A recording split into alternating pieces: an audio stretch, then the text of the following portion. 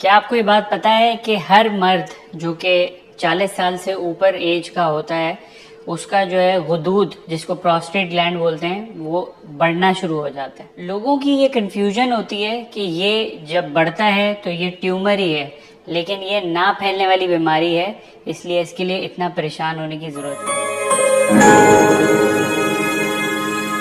अस्सलामुअलैकुम जी, मेरा नाम डॉक्टर हारिस है और आज मैं एक बहुत ही इंपॉर्टेंट टॉपिक के साथ आया हूँ, वो है एनलार्ज प्रोस्टेट। सबसे पहले मैं आपको बताता हूँ कि ये प्रोस्टेट ग्लैंड जो कि गुदूद है होता क्या है। ये मसाने और जो आपकी पेशाब की नाली है उसको मिलाता है।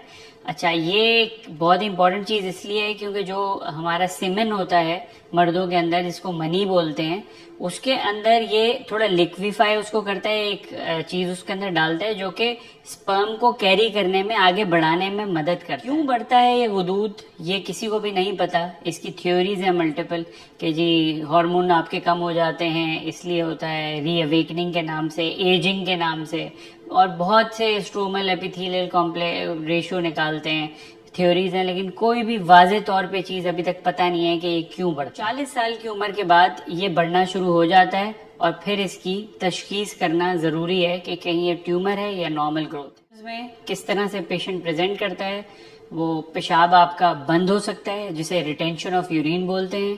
पेशाब में आपको तकलीफ हो सकती है, वक्फे वक्फे से पेशाब आए हर आधे घंटे बाद।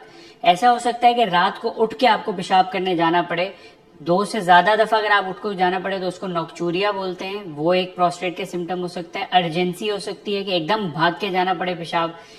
नॉर्मल आदमी का तो मसाना भरता है तो वो आहिस्ता आहिस्ता महसूस होता है, उसमें फिर जाते हैं। इन लोगों में होता है कि एकदम इनको भागना पड़ता है, पेशाब टपक सकता है और धार कमजोर हो सकती है, जोर लगाना पड़ सकता है धार के अंदर। और ऐसा हो सकता है कि आप जाएं अपने पेशाब करने तो आपको पेशाब ना आए, हेजिटेंसी जिसे बोलते हैं वो हो सकती है, और मल्टीपल धारें हो सकती हैं इसके अंदर। खून आ सकता है आपके पेशाब के अंदर, और पेरिनियम और नीचे जो आपका एरिया है जेनाइटल्स का, उधर आपको दर्द भी हो सकता है इसके अंदर। जब आपको ये सिम्टम्स हो तो फिर आपने डॉक्टर को जाके दिखाना है, तो वो आपकी हिस्ट्री लेंगे, आपको मुआयना करेंगे। आपका मुआयने के अंदर इसके अंदर एक बहुत इंपॉर्टेंट चीज होती है DRE, जिसे डिजिटल रेक्टल एग्जामिनेशन बोलते हैं, और उसमें एक आपकी उंगली जो है जिसको डिजिट बोलते हैं, वो आपके पखाने के रास्ते डाल के हुदूद का मुआयना किया जाता है कि कहीं ऐसा तो नहीं कि आपको जो ये हुदूद बढ़ रहा है वो नॉर्मल है या ट्यूमर की तरफ जा रहा है। अगर उसमें नोड्यूल हो या सख्ती हो, हार्ड हो वो, तो वो ट्यूमर की तरफ जा रहा है। वैसे ही नॉर्मली इलाज हो रहा है तो ये हर मर्द में बढ़ेगा, तो इसलिए इतना परेशान होने की जरूरत नहीं, और टेस्ट कराने होते हैं। बेसलाइन टेस्ट के बाद, जिसमें CBC और UC और पेशाब का टेस्ट, इन्फेक्शन रूल आउट करने के बाद, यूरिन DR के बाद, फिर एक UFM टेस्ट होता है जिसमें हम एक आर्टिफिशियल कमोड टाइप की एक चीज होती है, उस पर आपको खड़े होके पेशाब कराते हैं और एक ग्राफ बनता है ECG की तरह, जिससे पता चलता है कि आपकी धार कैसी थी। फिर उसका अल्ट्रासाउंड कराया जाता है और उसके बाद देखा जाता है कि जो आपने अपना पेशाब किया है उसके बाद आपका मसाना जो है वो पूरा खाली हुआ है या नहीं। उसके बाद भी अगर तशखीस आपने और करनी है तो एक सीरम PSA के नाम का टेस्ट होता है जो कि खून से होता है आपका। वो आपको थोड़ा स्पेसिफिक इतना नहीं है, लेकिन वो आपको ये बता देता है कि ये कहीं कैंसर की तरफ जा रहा है या नॉर्मली आपका प्रोस्टेट बढ़ा है। तो PSA का टेस्ट हर मर्द का 40 साल के बाद अब अमेरिकन न्यूरोलॉजिकल एसोसिएशन रेकमेंड करती है, पहले 50 साल की उम्र के बाद सालाना एक ये टेस्ट होना जरूरी था। अगर फिर भी आपकी तशखीस नहीं हो पा रही है तो फिर एक सिस्टोस्कोपी होती है, आपके दूरबीन से पेशाब के रास्ते का मुआयना किया जाता है और उसमें देखा जाता है कि कहीं हुदूद तो नहीं बढ़ा हुआ, और बढ़ा हुआ है तो किस टाइप का बढ़ा हुआ है। अगर ये सारे चीजें नॉर्मल आ रही हैं और फिर भी आपको ये तकलीफ रह रही है तो यूरोडायनेमिक स्टडी होती है, उसमें कुछ प्रोब आपके पेशाब के रास्ते, पखाने के रास्ते पे लगाए जाते हैं और फिर आपसे पेशाब कराया जाता है, खांसी कराई जाती है और देखा जाता है कि ये कहीं न्यूरोलॉजिकली कोई प्रॉब्लम तो नहीं चल रहा है जिसकी वजह से आपको ये सारे प्रॉब्लम्स हो रहे हैं। सबसे आखिर जो कि सबसे इंपॉर्टेंट है IPSS स्कोर। IPSS स्कोर जो है इंटरनेशनल प्रोस्टेट स्कोरिंग सिस्टम है, ये एक परफॉर्मा होता है, वो आपको दिया जाएगा। उसमें 7 सवालात होते हैं, वो आपने खुद फिल करने होते हैं, मल्टीपल लैंग्वेजेस में होते हैं और आप वो खुद फिल करते हैं। और इस पे एक चीज होती है बॉदरसम। बॉदरसम है कि आपको ये कितना सता रही है सारी तकलीफ और बीमारी। तो अगर वो बॉदरसम बहुत ज्यादा हो तो फिर इसका इलाज जो है वो प्रिस्क्राइब किया। अगर ये सारी चीजों से आपकी तशखीस हो गई है फिर इसका इलाज होता है।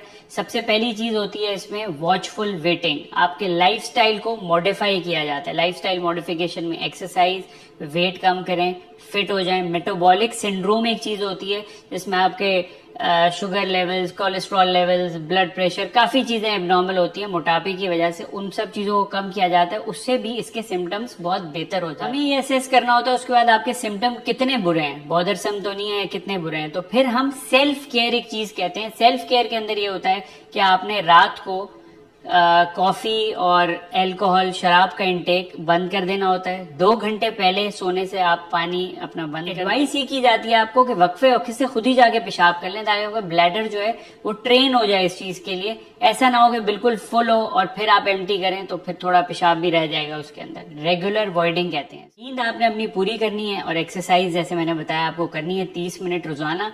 और last but not least, stress का बहुत इंपॉर्टेंट रोल है इसके अंदर। स्ट्रेस को आपने काबू में रखना है। स्ट्रेस में भी ये चीज बढ़ जाएगी और रिटेंशन भी अक्सर लोगों को स्ट्रेस की वजह से हो जाती है, जिसे एंजाइटी रिटेंशन बोलते हैं। अगर इन सारे सिम्टम्स से भी आपकी प्रॉब्लम सॉल्व नहीं हो रही है, आपको बॉदरसम सिम्टम्स हैं, इरिटेटिव, बिल्कुल आप सतह बहुत परेशान है इन सिम्टम्स की वजह से, तो फिर सर्जरी एडवाइस की जाती है इसके अंदर। सर्जरी हर मरीज को नहीं एडवाइस की जाती, पहले मेडिसिन एडवाइस की जाती है, फिर सर्जरी एडवाइस की जाती है।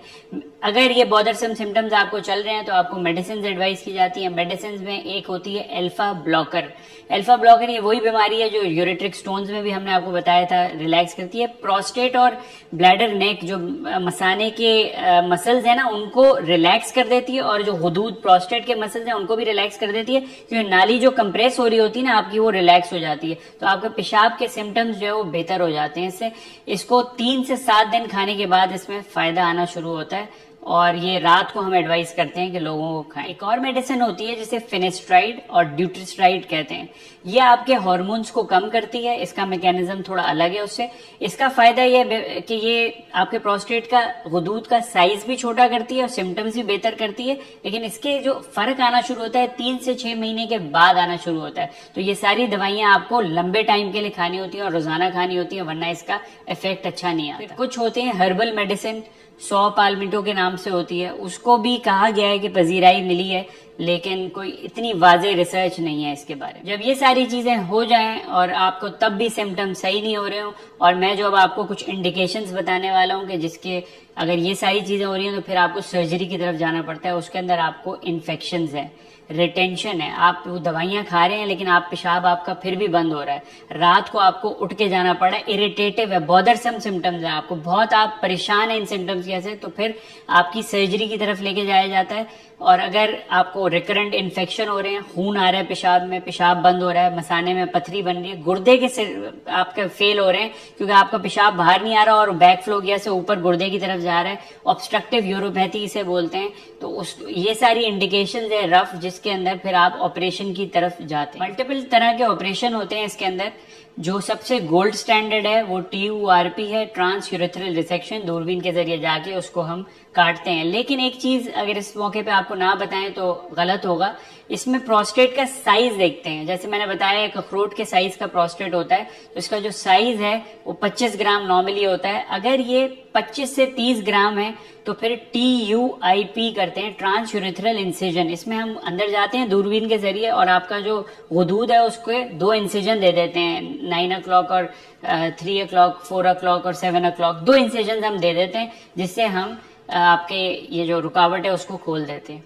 अगर आपका प्रोस्टेट का साइज 30 से 80 ग्राम है तो फिर TURP gold standard, trans urethral resection of prostate. इसमें दूरबीन से जाके आपके हुदूद को काट दिया जाता है। बाद में इसके फायदा यह है कि हम इसकी बायोप्सी चिप्स निकाल लेते हैं और बायोप्सी के लिए भी भिजवा देते हैं कि अल्लाह ना करे कहीं इसमें ट्यूमर या कोई एलिमेंट तो नहीं है ऐसा। और एक पेशाब की नलकी आपको डाल दी जाती है जो कि 48 आवर्स 3 दिन से लेके 7 दिन के बीच में वो रहती है, और फिर उसको निकाल देते हैं और फिर आप पेशाब करने लग जाते हैं। और छोटी मोडालिटीज ऐसी भी हैं जिसे टूना, टम्प्ट, रेजिन और लेजर की टर्मिनोलॉजी से करते हैं। वो नई टेक्नोलॉजीज हैं, इनमें लेजर बिल्कुल नई टेक्नोलॉजी है और उन लोगों में ज्यादा इस्तेमाल किया जाता है जिनको ब्लीडिंग के डिसऑर्डर हो या दूसरे और बहुत ज्यादा प्रॉब्लम और जल्दी से उनका ऑपरेशन करना हो। तो ये टूना और टम्प्ट ऐसे प्रोसीजर्स हैं जो आपको शायद थोड़ा बेहोश और गनूदगी में भी किया जा सकता है, तो इसलिए ये प्रोसीजर्स। अगर प्रोस्टेट बहुत ही ज्यादा बड़ा है, 80 ग्राम से ऊपर हो गया या 100 ग्राम से ऊपर हो गया है, तो फिर ओपन प्रोस्टेटेक्टमी कहते हैं एक चीज,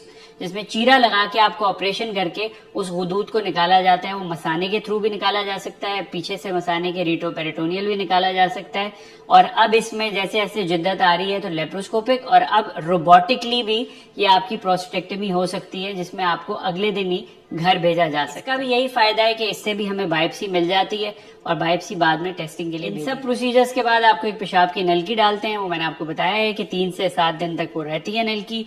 और ये जो TURP है जो कि गोल्ड स्टैंडर्ड है, इसकी कुछ कॉम्प्लिकेशंस भी होती हैं, वो आपको बताना जरूरी है। इससे आपकी मर्दाना कुव्वत जो है वो कम हो सकती है ऑपरेशन के बाद, और आपके जो है बच्चा पैदा करने की कुव्वत भी कम हो सकती है, क्योंकि इसमें आपकी जो मनी है जो कि सेमेन है वो मसाने की तरफ भी जाती है। और ये सारे प्रॉब्लम्स होते हैं, पेशाब टपक सकता है, इनकॉन्टिनेंस भी हो सकती है आपको, लेकिन ये हर मरीज में नहीं होता, कुछ मरीज में हो सकता है। लेकिन ये सारी चीजें ऑपरेशन से पहले आपको पता होना जरूरी है। और जैसे कि हर सर्जरी की कॉम्प्लिकेशंस होती है, वैसे इसमें भी हो सकती है, ब्लीडिंग हो सकती है, इन्फेक्शन हो सकता है। इन सब चीजों का इलाज है, लेकिन सर्जरी हर किसी के लिए रिकमेंडेड नहीं है, सिर्फ उन लोगों के लिए रिकमेंडेड है जो मैंने आपको चीजें बताई थी। और अगर आपकी और भी कोई क्वेरी हो प्रोस्टेट से रिलेटेड, BPH से रिलेटेड, वो आप मुझसे पूछ सकते हैं। और सब्सक्राइब करना मत भूलिएगा ताकि आप और ज्यादा इंफॉर्मेटिव वीडियोस देख सकें। शुक्रिया।